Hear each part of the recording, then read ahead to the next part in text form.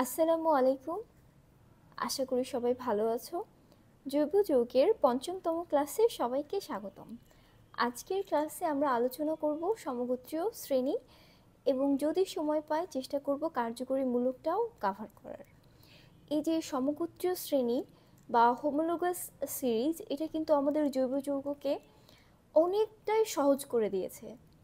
এই সমগোত্রীয় শ্রেণীর কারণে কিন্তু জৈব যৌগ পড়াটা অনেক ইজি।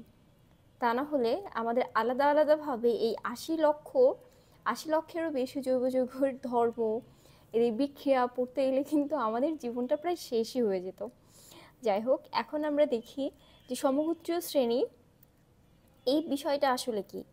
তার আগে আমি তোমাদের কনসেপ্টটা ক্লিয়ার করার জন্য প্রাণী নিয়ে একটা এক্সাম্পল দিয়ে দিই। মনে করো পৃথিবীতে তো অনেক ধরনের প্রাণী আছে, এদের ধর্ম, এদের আকার আকৃতি, এদের আচার আচরণ, এই সমস্তের ভিত্তিতে কি বিভিন্ন ভাগে ভাগ করা হয়েছে। যেমন ধরো পাখি, যারা আকাশে উঠতে পারে, বিভিন্ন ধরনের পাখি আছে, বাট এদের মূল যে কিছু কিছু বৈশিষ্ট্য এগুলো কিন্তু সেম। আর মনে করো ছাগল, এরা দেখতে, এদের কোনো ছাগল বড় কোনো ছাগল ছোট সেটার কথা আলাদা, বাট এদের মূল বৈশিষ্ট্য কিন্তু এক, যে এরা ঘাস খায়, এরা কিন্তু মাংস খায় না। আবার বাঘ দেখো, এরা হচ্ছে মাংসাশী প্রাণী, এরা বনে বাস করে। তো এরকম জৈব যৌগ সমূহকেও এদের এই ধর্মের এবং রাসায়নিক বিক্রিয়া এবং আরও অনেক কিছু মিলের উপর ভিত্তি করে কতগুলো গ্রুপে ভাগ করা হয়েছে, যাদের ধর্ম সেম। এই সেম থেকেই কিন্তু আসছে সমগোত্রীয়, মানে একটা গোত্রের সবগুলো যৌগের কিছু সেম বৈশিষ্ট্য থাকবে। তো এই সমস্ত গোত্রকেই আসলে সমগোত্রীয় শ্রেণী বলা হচ্ছে। এখন আমরা সমগোত্রীয় শ্রেণীর বইয়ের ভাষায় যে ডেফিনেশনটা আছে একটু দেখি এবং এক্সপ্লেন করি। দেখো, এই যে এই সমগোত্রীয় শ্রেণী, এই সমগোত্রীয় শ্রেণীর ক্ষেত্রে কিন্তু এই মিথিলিন মূলকের অনেক বড় একটা অবদান আছে বা অনেক বড় একটা গুরুত্ব আছে। সেই জন্যই আমরা মিথিলিন মূলকটা সম্পর্কে একটু ভালোভাবে জেনে নিই। এই মিথিলিন মূলকের কি আমরা দুইটা ফাঁকা হাত দেখতে পাচ্ছি, এটা কি দ্বিযোজী একটা মূলক। এই মিথিলিন মূলকটা আমরা পাই মূলত মিথেন থেকে। এটা কি মিথেন অণুর গঠন। এই মিথেন অণু থেকে আমরা যে কোনো দুইটা হাইড্রোজেনকে যদি বাদ দিয়ে দিই, তখন কি আমরা এই মিথিলিন মূলকটা পাই। এখন দেখো, আমরা জৈব যৌগসমূহকে, যারা সমধর্মী জৈব যৌগসমূহকে আণবিক ভর হচ্ছে বৃদ্ধির উপর নির্ভর করে যদি আমরা উপর থেকে নিচের দিকে সারিবদ্ধভাবে সাজাই, তখন কি হয়, প্রত্যেক পাশাপাশি দুইটা যৌগের মধ্যে এই মিথিলিন মূলকের পার্থক্য যদি আমরা পাই এবং ওই যৌগসমূহকে যদি একটা সাধারণ সংকেত দ্বারা প্রকাশ করতে পারি, তখন আমরা সেই সমস্ত যৌগসমূহকে বলতে পারি যে সমগোত্রীয় শ্রেণী বা হোমোলগাস সিরিজ। আর যৌগগুলোকে বলা হয় হোমোলগ। একটা এক্সাম্পল দিলে আমরা আসলে ভালোভাবে বুঝতে পারবো। তোমরা এখানে বিভিন্ন ধরনের সমগোত্রীয় শ্রেণী এবং তাদের সাধারণ সংকেতটা দেখতে পাচ্ছ। অ্যালকেন, অ্যালকাইন, অ্যালকিন এবং অ্যালকোহল। আরও আছে অ্যালডিহাইড, কিটোন, বাট এই চারটা দিয়ে আমার মনে হয় যে তোমরা কনসেপ্টটা বুঝতে পারবে, বাকিগুলো আমরা পরে দেখব। এখন দেখো, এই যে কি বলেছিলাম আমরা, যে আণবিক ভরের ক্রমবর্ধমান অনুসারে আমরা এদেরকে সারিবদ্ধভাবে সাজাবো। এই যে সারিবদ্ধভাবে সাজানো হয়েছে মিথেন, ইথেন, প্রোপেন, বিউটেন, এভাবে যখন আমরা সাজাবো, এই যে পাশাপাশি দুইটা যৌগের মধ্যে মিথিলিন মূলকের পার্থক্যটা থাকবে। দেখো, এখানে দুইটা কার্বন আছে, এখানে একটা কার্বন। তো দুইটা থেকে একটা কার্বন যদি আমরা মাইনাস করি, একটা কার্বন থাকে। আর 6টা হাইড্রোজেন থেকে 4টা হাইড্রোজেন যদি আমরা মাইনাস করে দিই, আমাদের 2টা হাইড্রোজেন থাকে। দেখো, CH2 বা মিথিলিন মূলক। এভাবে দেখো, এই যে এই দুইটার মধ্যেও আবার এই মিথিলিন মূলকের পার্থক্য থাকে। এখন দেখো এই যে এই দুটোর মধ্যেও কিন্তু মিথিলিন মূলকের পার্থক্য, এই যে পাশাপাশি যারা আছে তাদের মধ্যে, মনে করো তুমি C2H4 এর সাথে 6,6H12কে যদি তুমি মাইনাস করো তখন কিন্তু হবে না, পাশাপাশি হতে হবে। অ্যালকোহলের ক্ষেত্রেও সেম, আবার অ্যালকাইনের ক্ষেত্রেও সেম, এটা তোমরা নিজেরা দেখলেই বুঝতে পারবে। এবং কি দেখো এদেরকে একটা সাধারণ সংকেতের মাধ্যমে কিন্তু প্রকাশ করা যায়। এই n এর মান যদি আমরা 1 ধরি তখন কি হবে দেখো, 2 × 1 2, 2 + 2 হচ্ছে 4, এই যে আমরা মিথেন পাচ্ছি। যখন n এর মান 2 তখন আমরা ইথেন পাচ্ছি, যখন n এর মান 3 তখন আমরা কি এই যে প্রোপেন পাচ্ছি। এভাবেই কিন্তু এটা চলতে থাকবে, আর এই জন্যই কি আমরা একটা সাধারণ সংকেত আসলে প্রত্যেকের জন্য পাচ্ছি। আশা করি তোমরা ডেফিনেশনটা এখন একটু ভালোভাবে বুঝতে পেরেছো। এখন আমরা দেখি যে এই সমগোত্রীয় শ্রেণীর যৌগসমূহের মধ্যে কিছু বৈশিষ্ট্য আছে। এই বৈশিষ্ট্যটা কি, যে এদেরকে সাধারণ সংকেত দ্বারা প্রকাশ করা যায়, আর পাশাপাশি দুইটা এই সমগোত্রকের মধ্যে বা ওই যে হোমোলগের মধ্যে মিথিলিন মূলকের পার্থক্য অবশ্যই থাকতে হবে।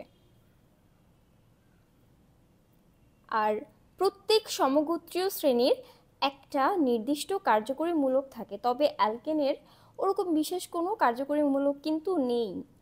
এটা তোমরা মাথায় রাখবে যে অ্যালকেনের নেই।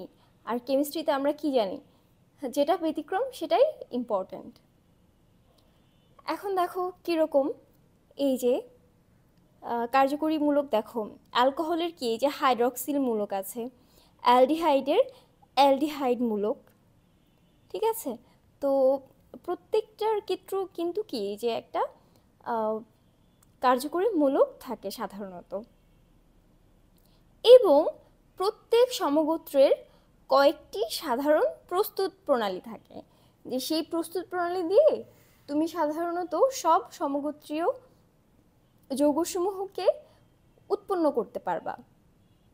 এবং আরও একটা বিষয় বলে দেই, যেমন ধরো এই যে অ্যালকেন, এই যে অ্যালকেন শ্রেণীতে কি আছে দেখো, এরা কার্বন আর হাইড্রোজেন দিয়ে গঠিত। তো অ্যালকেন শ্রেণীতে যত যৌগ আছে এরা কিন্তু শুধুমাত্র কার্বন এবং হাইড্রোজেন দিয়েই গঠিত হবে, অন্য কোনো পরমাণু কিন্তু থাকবে না।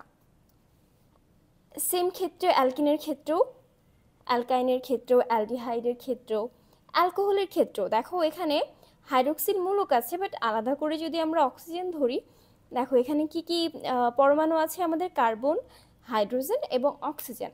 তো প্রত্যেকটা অ্যালকোহলের ক্ষেত্রে এর বাইরে অন্য কোনো পরমাণু কিন্তু থাকবে না।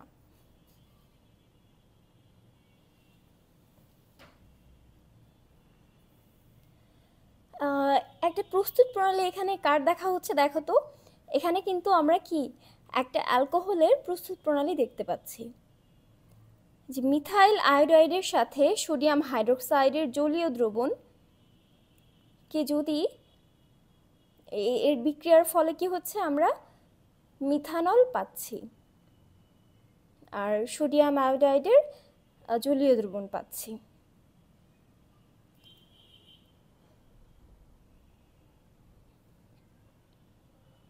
আর এদের রাসায়নিক ধর্মেও কিন্তু মিল থাকে, এরা একই ধরনের রাসায়নিক বিক্রিয়া দেয়।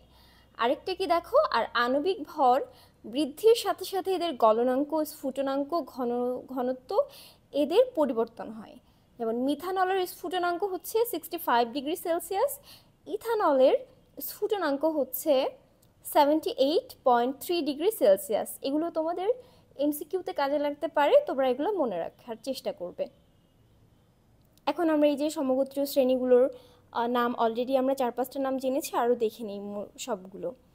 Alkane, alkyne, অ্যালকাইন, alcohol, aldehyde, carboxylic acid, amine. এই যে এটা হচ্ছে অ্যামিনের কার্যকরী মূলক, এটা হচ্ছে কার্বক্সিলিক অ্যাসিডের কার্যকরী মূলক, এটা অ্যালডিহাইডের কার্যকরী মূলক, এবং এটা হচ্ছে অ্যালকোহলের কার্যকরী মূলক।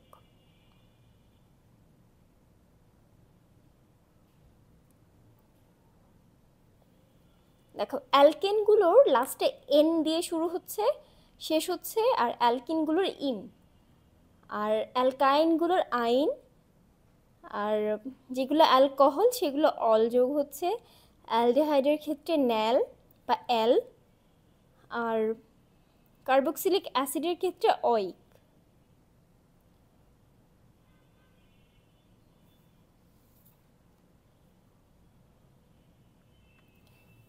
এখন দেখো এখানে যে প্রশ্নগুলো আছে যেগুলো তোমাদের শিক্ষার্থীদের কাজ, এখানে কি বলছে দেখো, যে যৌগসমূহকে সমগোত্রীয় শ্রেণীতে অন্তর্ভুক্ত করতে হবে এবং শ্রেণীভুক্ত করার পক্ষে যুক্তি দাও। তোমরা এখানে দুইটা যুক্তি দিবে। একটা হচ্ছে কি, এদেরকে উপর থেকে নিচের দিকে সাজাবে, সাজানোর পর দেখবে যে এদের মধ্যে মিথিলিন মূলকের পার্থক্য আছে কিনা। যদি মিথিলিন মূলকের যেগুলোর পার্থক্য পাওয়া যাবে তারা সমগোত্রীয় শ্রেণীতে, আর যদি মিথিলিন মূলকের পার্থক্য না পাওয়া যায় তারা কি অন্য গ্রুপে চলে যাবে। এবং আরেকটা কি, যে দেখতে খেয়াল করে দেখবে যে এদের মধ্যে সাধারণ সংকেত পাওয়া যায় কিনা। যদি সাধারণ সংকেত এবং এই মিথিলিন মূলকের পার্থক্য যদি তোমরা পাও সারিবদ্ধভাবে সাজানোর পর, তাহলেই তোমরা বলতে পারবে যে এরা একই সমগোত্রীয় শ্রেণীর মধ্যে পড়ে। আর যদি এই দুইটা বৈশিষ্ট্য না মিলে তখন কি তারা একই সমগোত্রীয় শ্রেণীর মধ্যে পড়বে না। এভাবে তোমরা সমগোত্রীয় শ্রেণীতে অন্তর্ভুক্ত করতে পারবে খুব সহজেই। আজকের মতো এখানেই, এর পরের ক্লাসে আমরা কার্যকরীমূলক দেখব ইনশাআল্লাহ। ভালো থেকো, আল্লাহ হাফেজ।